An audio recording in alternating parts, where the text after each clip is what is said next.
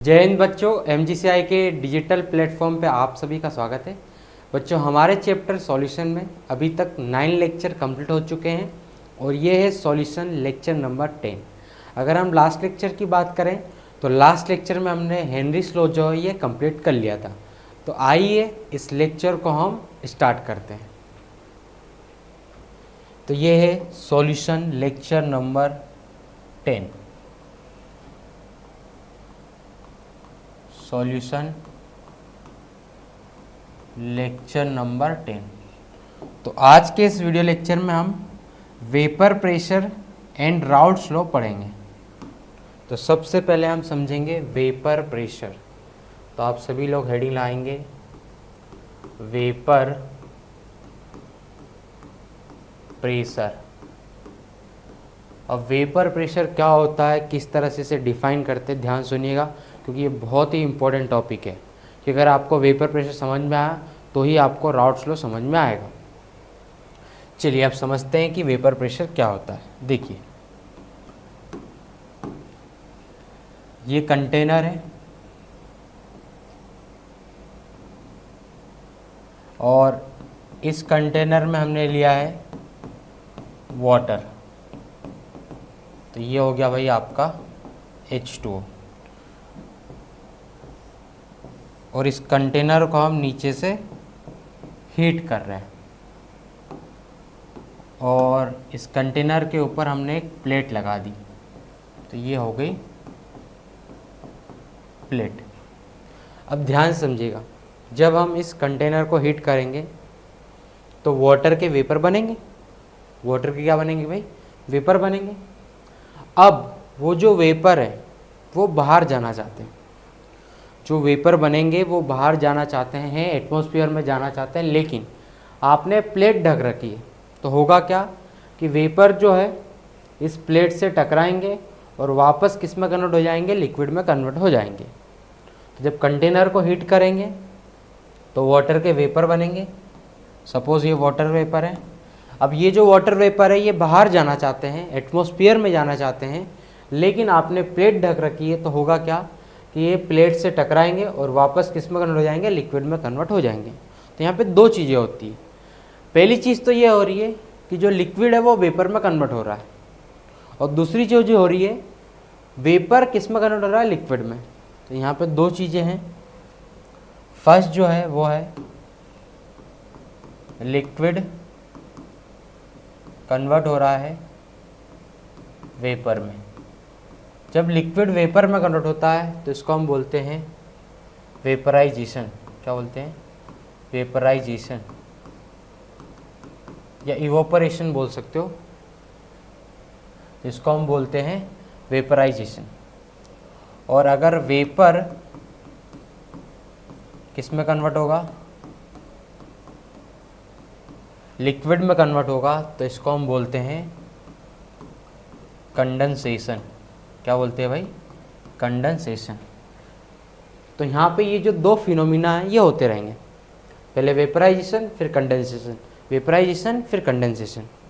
अब एक समय ऐसा आ जाएगा कि जिस स्पीड से वेपराइजेशन हो रहा है उसी स्पीड से कंडेंसेशन भी होगा। मतलब जिस स्पीड से लिक्विड वेपर में कन्वर्ट हो रहा है उसी स्पीड से वेपर लिक्विड में कन्वर्ट होगा। तो एक समय ऐसा आ जाता है जिस पर रेट ऑफ वेपराइजेशन, मतलब वेपराइजेशन की स्पीड जो है वो बराबर होगी रेट ऑफ कंडेंसेशन के, स्पीड ऑफ कंडेंसेशन के बराबर होगी।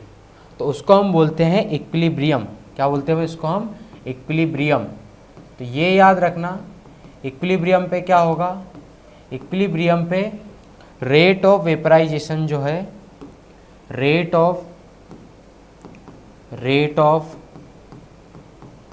Vaporisation, rate of vaporization is equal to होता है रेट ऑफ कंडेंसेशन। देखिए, इक्विलिब्रियम पे क्या होगा? रेट ऑफ वेपराइजेशन जो है वो रेट ऑफ कंडेंसेशन के इक्वल होगा। मतलब जिस स्पीड से वेपराइजेशन हो रहा है उसी स्पीड से कंडेंसेशन होगा। क्लियर है? अब वेपर प्रेशर को कैसे डिफाइन करते हैं ध्यान से सुनिएगा। इक्विलिब्रियम में इक्विलिब्रियम का मतलब है rate of vaporization is equal to rate of condensation. Clear है? इक्विलिब्रियम में लिक्विड के वेपर, इक्विलिब्रियम में लिक्विड के वेपर, ये हो गई आपकी लिक्विड सरफेस, ये क्या हो जाएगी भाई, लिक्विड सरफेस। तो इक्विलिब्रियम में लिक्विड के वेपर लिक्विड की सरफेस पे जो प्रेशर लगाएंगे, इक्विलिब्रियम में लिक्विड के वेपर लिक्विड की सरफेस पर जो प्रेशर लगाएंगे उसको हम बोलेंगे वेपर प्रेशर। क्लियर है? फिर से सुन लो, इक्विलिब्रियम में लिक्विड के वेपर लिक्विड की सरफेस पर जो प्रेशर लगाते हैं उसको बोलते हैं वेपर प्रेशर। ठीक है, चलिए डेफिनेशन लिख लेते हैं। वेपर प्रेशर की डेफिनेशन लिखेंगे, वेपर प्रेशर डेफिनेशन लिखेंगे, pressure exerted by pressure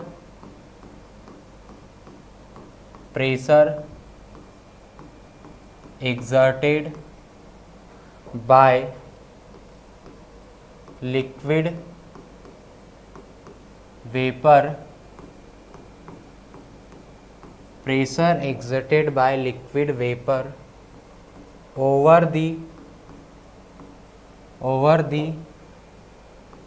liquid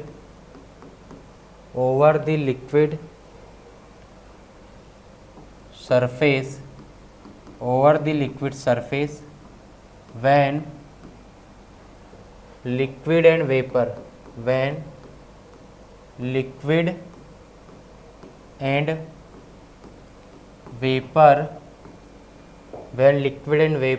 both are in equilibrium,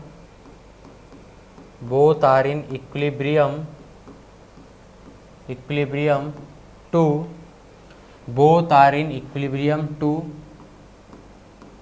each other। तो इक्विलिब्रियम में लिक्विड के वेपर लिक्विड की सरफेस पे जो प्रेशर एक्सर्ट करते हैं उसी को हम बोलते हैं वेपर प्रेशर। ठीक है, चलिए अब आप हेडिंग लगाएंगे, factor affecting vapour pressure. Factor affecting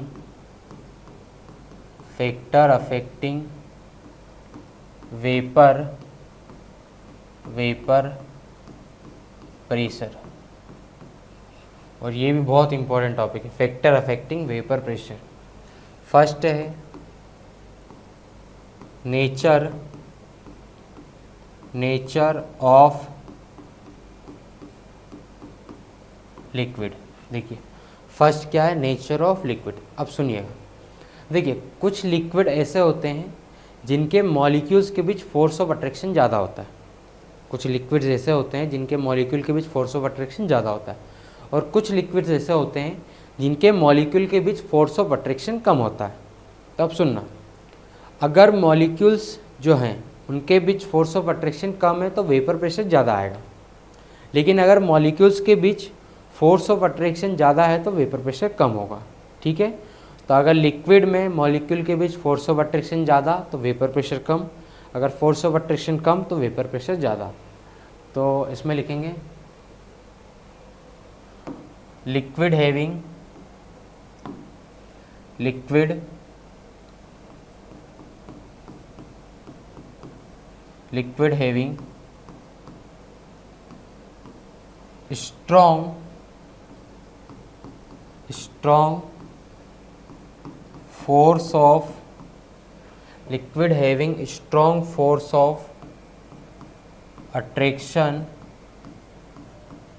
strong force of attraction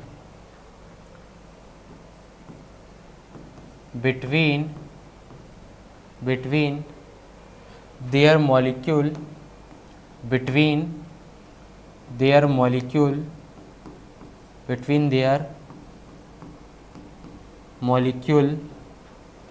have low vapor pressure, and liquid having and liquid having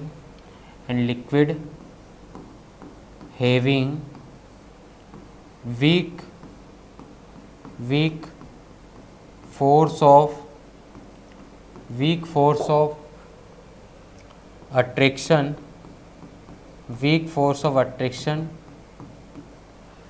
between their molecule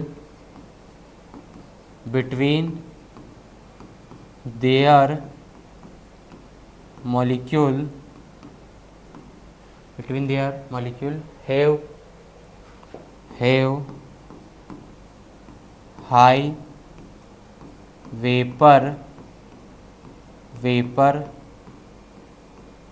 pressure. देखिए सिंपल सा पॉइंट है। चलिए आगे चलते हैं। सेकंड है टेम्परेचर। तो सेकंड पॉइंट है हमारे पास टेम्परेचर। सोचिए अगर हम टेम्परेचर इंक्रीज करेंगे तो टेम्परेचर इंक्रीज करने से वेपर प्रेशर इंक्रीज होगा कि नहीं होगा? दिमाग लगाओ। अरे ये तो सिंपल सी बात है, टेम्परेचर बढ़ाएंगे तो वेपर प्रेशर बढ़ेगा। याद रखिएगा, टेम्परेचर इंक्रीज करने से वेपर प्रेशर जो है ये इंक्रीज होता है। तो इसमें लिखेंगे on increasing temperature, on increasing temperature, on increasing temperature vapor pressure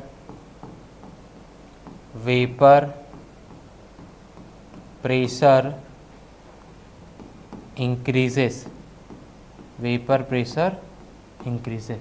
तो टेम्परेचर इंक्रीज करने से जो वेपर प्रेशर है वो इंक्रीज होगा। थर्ड पॉइंट है on adding impurity,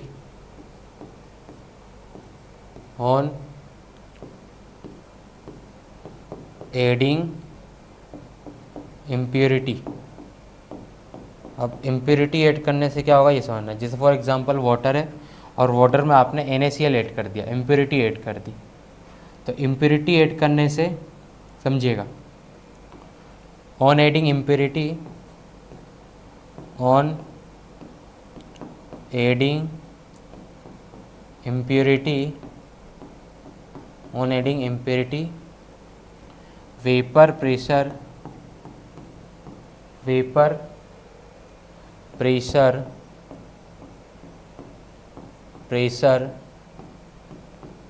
decreases,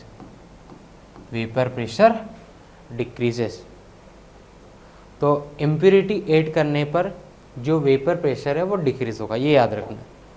अगर एक कंटेनर में वाटर है और उसमें आप NaCl ऐड कर दोगे, इम्प्योरिटी ऐड करोगे, तो उसका जो वेपर प्रेशर है वो डिक्रीज़ हो जाएगा। तो इम्प्योरिटी ऐड करने पे वेपर प्रेशर डिक्रीज़ होता है। फोर्थ है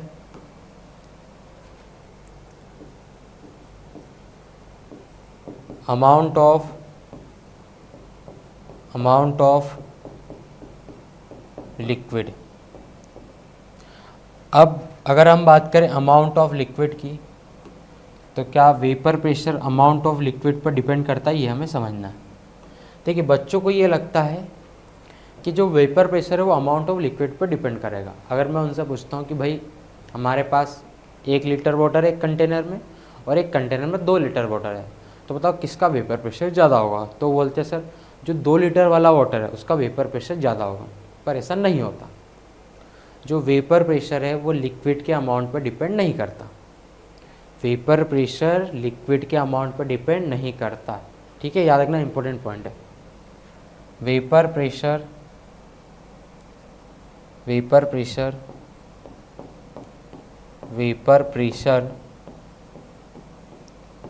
does not depend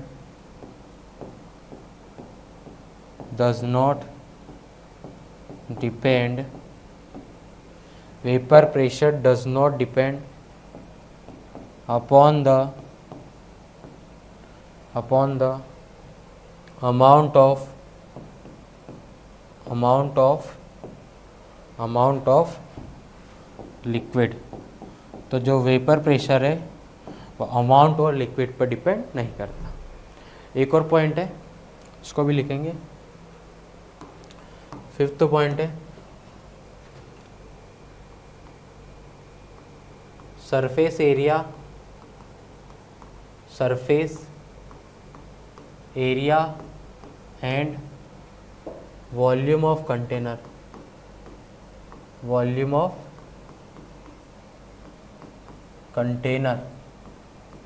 तो जो वेपर प्रेशर है वो surface area and volume of container पे भी डिपेंड नहीं करता। तो इसमें बस डायरेक्ट लिखो vapour pressure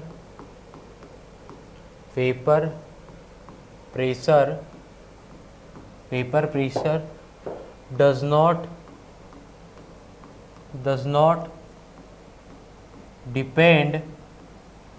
not depend upon the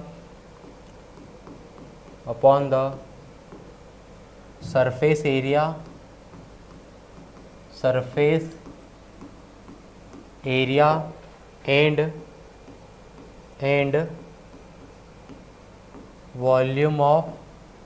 and volume of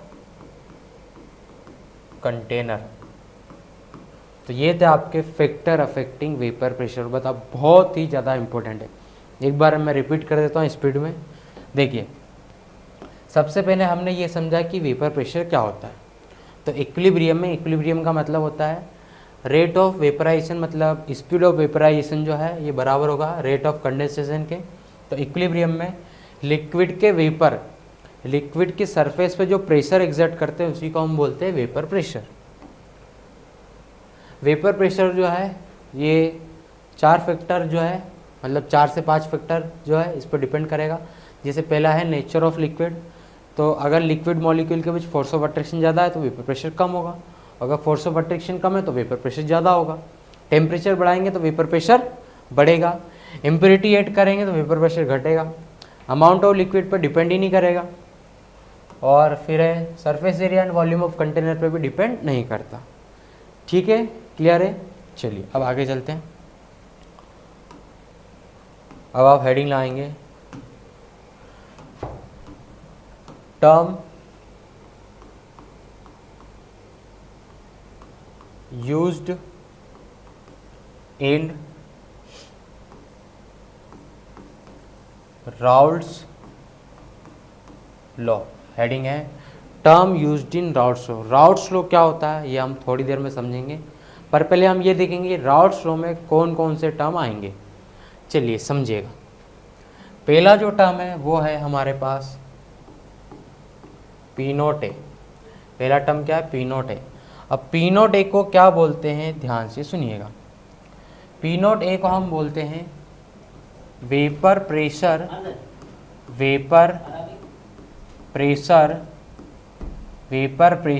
of pure ए। देखिए पी नॉट ए को क्या बोलते हैं? वेपर प्रेशर ऑफ प्योर है। अभी ये समझो कि पी नॉट ए को बोलते हैं वेपर प्रेशर ऑफ प्योर है।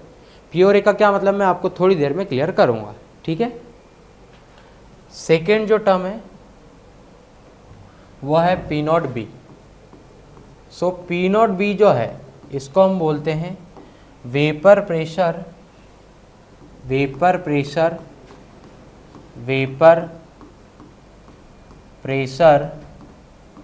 Of pure B. देखिए पी नॉट बी को क्या बोलोगे? Vapour pressure of pure B. Third term है पी ए। पी ए को बोलते हैं vapour pressure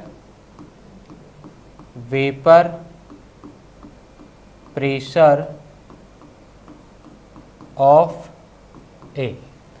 vapour pressure of A, या इसको बोल सकते हैं वेपर प्रेशर ऑफ सॉल्वेंट, क्योंकि ए का मतलब होता है सॉल्वेंट और बी का मतलब होता है सॉल्यूट। फोर्थ टर्म है P B. So P B को हम बोलते हैं vapour pressure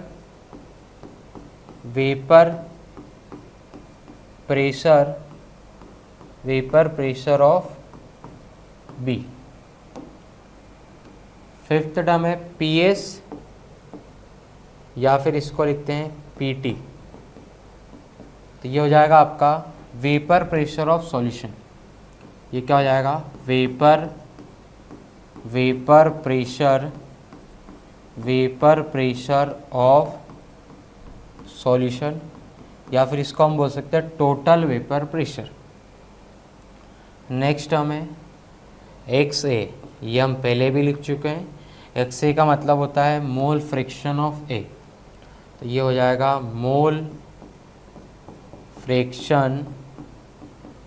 fraction of A। Next है XB को बोलते हैं मोल फ्रैक्शन ऑफ B। क्या बोलते हैं इसको? मोल फ्रैक्शन ऑफ B।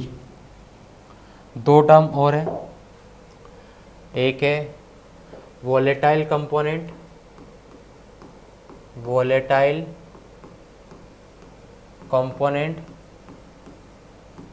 और सेकेंड है नॉन वोलेटाइल कंपोनेंट। अब volatile component and non volatile component क्या है सुनिएगा। वोलेटाइल कंपोनेंट मतलब ऐसे कंपोनेंट जिनके वेपर बनते हैं, उसको बोलते हैं वोलेटाइल कंपोनेंट। और नॉन वोलेटाइल कंपोनेंट मतलब ऐसे कंपोनेंट जिनके वेपर नहीं बनते, जैसे शुगर हुआ, NaCl हुआ, फिर आपका यूरिया भी इसी में आ जाएगा, तो इनके वेपर नहीं बनते, तो उनको बोलते हैं नॉन वोलेटाइल। तो वोलेटाइल में लिखेंगे component whose vapor are formed। और एग्जाम्पल लिख सकते हैं आप H2O, वाटर के वेपर बनते हैं। और इसमें लिखेंगे कंपोनेंट whose vapor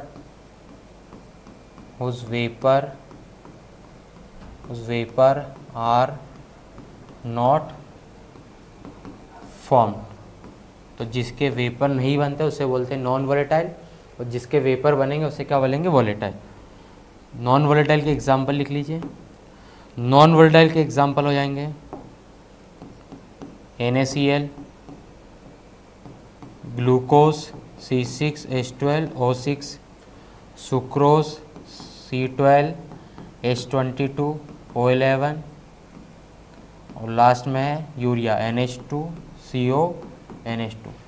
तो ये वो सारे टर्म है जो राउल्ट्स लॉ में यूज़ होंगे। अब राउल्ट्स लॉ क्या है हम वो समझेंगे।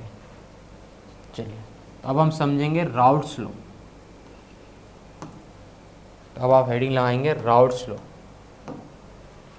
अब राउल्ट्स लॉ क्या होता है ध्यान समझिए, क्योंकि ये इंपॉर्टेंट टॉपिक है और इससे क्वेश्चन बनते हैं। राउल्ट्स लॉ देखिएगा, ये कंटेनर है और इसमें हमने लिया है लिक्विड A। तो ये हो गया आपका लिक्विड A, और यहाँ पे जो लिक्विड A है ये है वोलेटाइल। तो लिक्विड A कैसा है? वोलेटाइल है, मतलब इसके वेपर बनेंगे, और अगर इसके वेपर बन रहे हैं तो इसका वेपर प्रेशर भी होगा।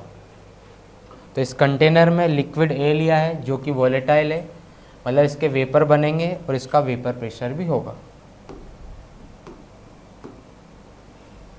ये सेकेंड कंटेनर है और इसमें हमने लिया है लिक्विड B। इसमें हमने लिया है लिक्विड B, और यहाँ पे लिक्विड B भी जो है ये है वोलेटाइल। तो इसके भी वेपर बनेंगे, और अगर वेपर बनेंगे तो वेपर प्रेशर भी होगा। अब हमने क्या करा, इन दोनों लिक्विड को, लिक्विड A और लिक्विड B को एक थर्ड कंटेनर में मिक्स कर दिया। तो इन दोनों को हम एक थर्ड कंटेनर में मिक्स कर रहे हैं, और जब हम इन दोनों को एक थर्ड कंटेनर में मिक्स करेंगे तो क्या सॉल्यूशन बन जाएगा? बिल्कुल बन जाएगा। जब हम A और B को मिक्स करते हैं तो सॉल्यूशन बन जाता है। तो इस थर्ड कंटेनर में हमारे पास लिक्विड A भी है और लिक्विड बी भी है। तो इसमें हमारे पास लिक्विड ए भी है और लिक्विड बी भी है, और ये जो चीज़ है ये है सॉल्यूशन। ये क्या बन चुका है? सॉल्यूशन। अब समझिएगा प्योर का मतलब क्या होता है। क्या यहाँ पे ए को हमने बी में मिक्स करा है? नहीं, यहाँ पे ए अकेला है। तो जब ए अकेला है तो इसका कुछ ना कुछ वेपर प्रेशर तो होगा ही। तो जो ए का वेपर प्रेशर है, यहाँ पे जो ए का वेपर प्रेशर है उसको हम लिखते हैं पी नॉट ए। ठीक है, क्या लिखते हैं? P not a. तो पी नॉट ए का मतलब वेपर प्रेशर ऑफ प्योर है, मतलब जब ए को बी में मिक्स नहीं करा है, जब ए अकेला है। यहाँ पे बी अकेला है तो बी का कुछ वेपर प्रेशर होगा, तो जो बी का वेपर प्रेशर है उसको हम बोल रहे हैं पी नॉट बी। ये समझना बेटा बहुत इंपॉर्टेंट है, बच्चों को इनमें बहुत कन्फ्यूजन रहता है। तो जब ए अकेला है तो इसका जो भी वेपर प्रेशर है उसको हमने क्या बोल दिया? पी नॉट है, वेपर प्रेशर ऑफ प्योर है। जब बी अकेला है तो इसका कुछ वेपर प्रेशर होगा, उसको हमने बोल दिया P not B, vapour pressure of pure B. अब यहाँ पे दोनों को मिक्स कर दिया, ये सॉल्यूशन के फॉर्म में। यहाँ पे ए और बी ने सॉल्यूशन बना लिया है। तो अब इस सॉल्यूशन में जो ए का वेपर प्रेशर है, इस सॉल्यूशन में जो ए का वेपर प्रेशर है उसको मैं बोल रहा हूँ पी ए। इस सॉल्यूशन में जो ए का वेपर प्रेशर है उसको क्या बोल दिया? P A. और इस सॉल्यूशन में जो बी का वेपर प्रेशर है ये होगा पी बी। तो P A and P B क्या है? P A and P B जो है ये है vapour pressure of A and B in solution. P A और पी बी क्या है? Vapour pressure of A and B in solution. गड़बड़ मत करना, जब ए और बी अकेले अकेले हैं, जब उनको मिक्स नहीं करा है तो पी नॉट ए और पी नॉट बी। लेकिन जब मिक्स कर दिया तो सॉल्यूशन में अगर आपसे पूछा है बताओ ए का वेपर प्रेशर कितना, तो आप बोलोगे पी ए। बी का वेपर प्रेशर कितना, तो आप बोलोगे पी बी। ठीक है, क्लियर है? अब इस सॉल्यूशन में जो ए का मोल फ्रैक्शन है उसको हम लिख रहे हैं एक्स है, और जो बी का मोल फ्रैक्शन है उसको लिख रहे हैं हम लोग एक्स बी। अब राउल्ट्स लॉ का पहले स्टेटमेंट लिखेंगे फिर उसको समझेंगे। तो राउल्ट्स लॉ का स्टेटमेंट लिखेंगे, लिखिएगा। According to Raoult's law, according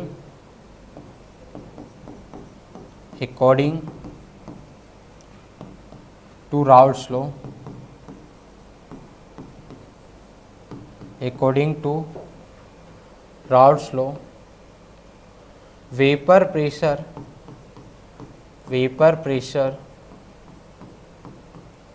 of volatile component, vapor pressure of volatile component is directly proportional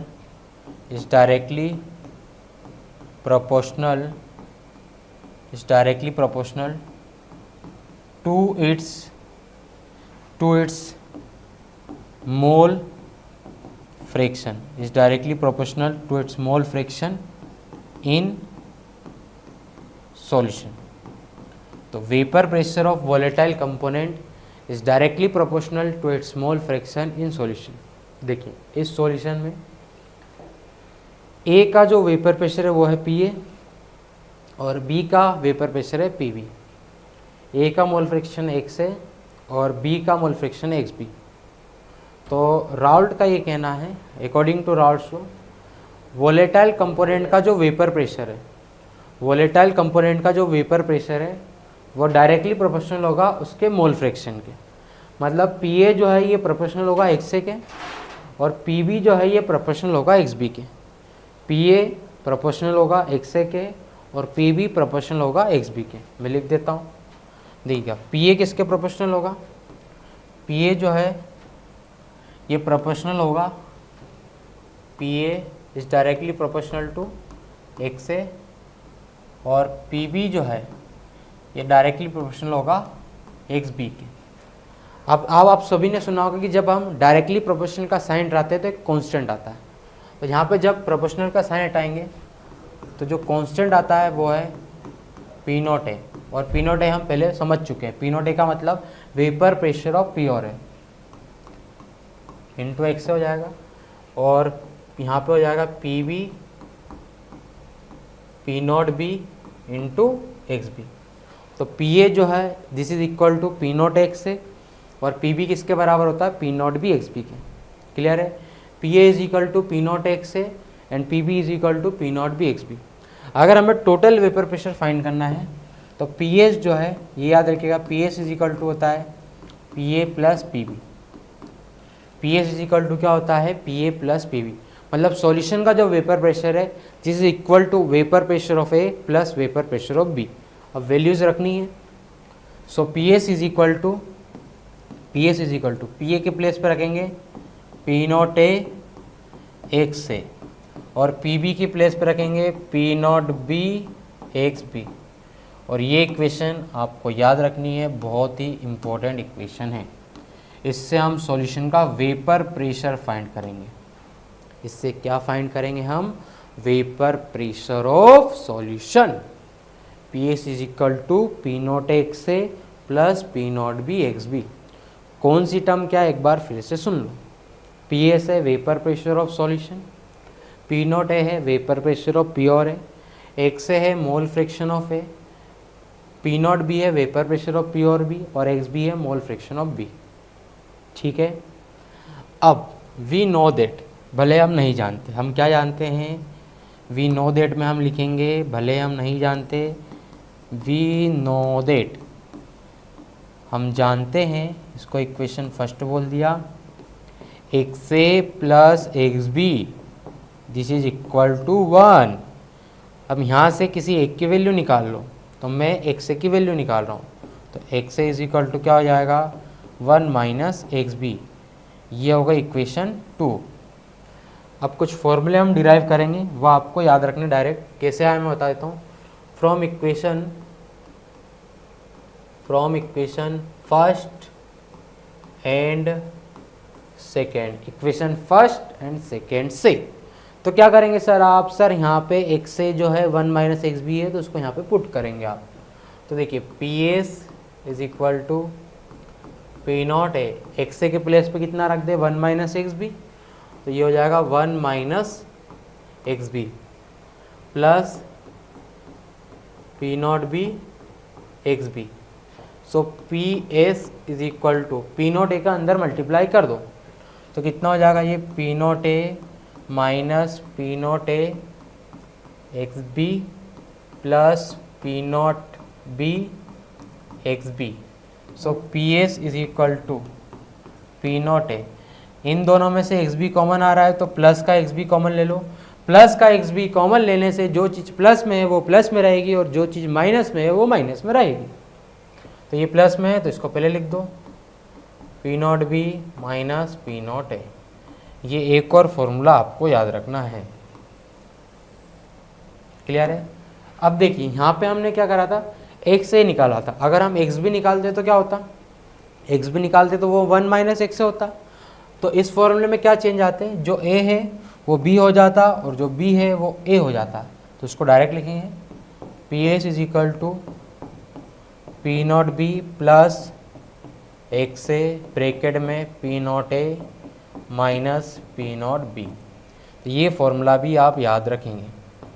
बच्चों के मन में क्वेश्चन आता है सर 3 फॉर्मूले आपने बता दिए राउट्स लॉ में, कौन सा यूज़ करना है। जैसा क्वेश्चन पूछा है वैसा हम फॉर्मूला लगाएंगे, जैसा देश वैसा बेस।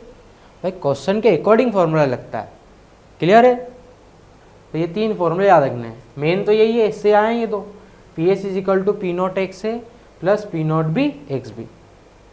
ठीक है। और इनको कैसे याद रखने बता देता हूँ। देखो अगर पी नॉट ए है तो एक्स बी है, पी नॉट बी है तो एक्स ए है, पी नॉट ए है तो एक्स बी है, पी नॉट बी है तो एक्स ए है, एक्स बी है तो P not be minus P not A है, एक्स ए है तो P not A minus P not B है। सर फिर से, पी नॉट ए है तो एक्स बी है, पी नॉट बी है तो एक्स ए है, एक्स बी है तो P not be minus P not A है, और अगर एक्स ए है तो P not A minus P not be. देखो पी नॉट ए है तो एक्स बी है, एक्स बी है तो P not be minus P not है, पी नॉट बी है तो एक्स ए है, एक्स ए है तो P not A minus P not be.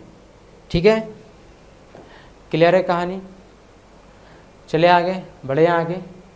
चलिए अब एक क्वेश्चन लेंगे राउट्स लॉ पे, सिंपल सा क्वेश्चन लेंगे ताकि आप वैल्यू पुट करना सीख जाएं, फिर इसके बाद हम आगे बढ़ेंगे।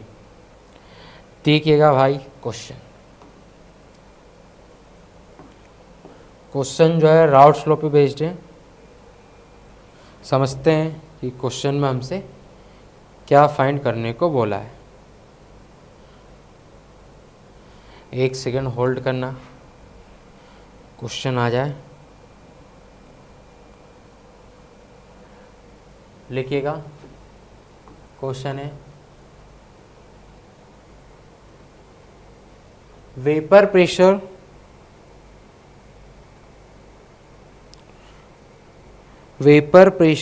of two liquid vapor pressure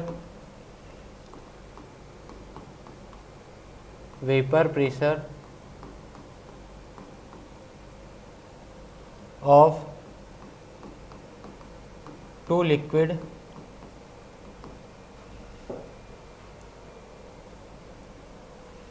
A and B are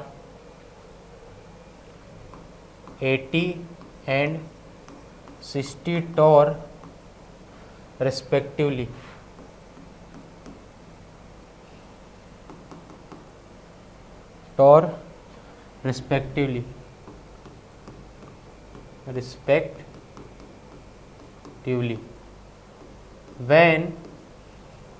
When 3 mole of A and 2 mole of B are mixed, then vapor pressure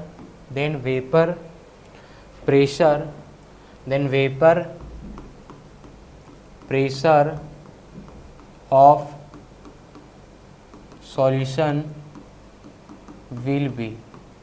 तो सॉल्यूशन का वेपर प्रेशर बताना, ऑप्शन भी लिख लो, ऑप्शन भी है। फर्स्ट ऑप्शन लिखिएगा, ए ऑप्शन है आपके पास 140 टॉर, बी ऑप्शन है 20 टॉर, सी ऑप्शन है 68 टॉर एंड डी ऑप्शन है 72 टॉर। तो यहाँ पे हमें इस क्वेश्चन में हमें सॉल्यूशन का वेपर प्रेशर फाइंड करना है। अब कैसे सॉल्व करेंगे समझिएगा। देखिए, दो लिक्विड ए और बी है, इनके वेपर प्रेशर गिवन है। मतलब ये हो गया पी नॉट ए और वो हो गया P not be. P not A कितना हो गया 80 और पी नॉट बी जो ये हो गया 60। सो पी नॉट ए हमारे पास है 80 एंड पी नॉट बी जो है ये हमारे पास है 60।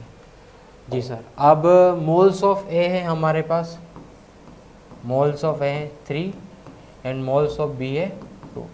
तो हम यहाँ से मोल फ्रैक्शन फाइंड कर लेते हैं। तो एक से जो है ए के मोल कितने हैं 3, और टोटल मोल्स कितने हो जाएंगे 5, और बी के मोल्स कितने हैं 2 और टोटल मोल्स हो जाएंगे 5। क्लियर है। अब कौन सा फॉर्मूला लगाएं, तो एक ही फॉर्मूला आपके दिमाग में आना चाहिए और वो है P S is equal to P not A X A plus P not B X B. So यहाँ से P S is equal to P not A कितना है 80 इंटू एक्स ए कितना है 3/5 प्लस पी नॉट बी जो है ये कितना है हमारे पास, ये हो जाएगा आपके पास पी नॉट बी गिवन है 60 और एक्स बी जो है ये गिवन है आपके पास कितना 2/5। अब इसको सॉल्व करना है। So P S is equal to, देखिए इसको अगर हम सॉल्व करेंगे तो ये कितना हो जाएगा 16 इंटू 3 प्लस ये हो जाएगा आपके पास 12 इंटू 2। सो यहाँ से पी एस आ जाएगा हमारे पास 48 plus 24। So P S is equal to कितना आ जाएगा 72 टॉर। तो जो सही आंसर है वो हो जाएगा हमारे पास डी, ऑप्शन नंबर डी। तो अब राउट्स लॉ के जो बचे हुए क्वेश्चन है वो हम नेक्स्ट लेक्चर में देखेंगे। ग्राफ वगैरह भी इस पे बनता है, वो भी हम नेक्स्ट लेक्चर में डिस्कस करेंगे। तो इस वीडियो को देखने के लिए आप सभी का बहुत बहुत धन्यवाद। अब हम मिलेंगे नेक्स्ट वीडियो में, तब तक के लिए आप सभी को जय हिंद।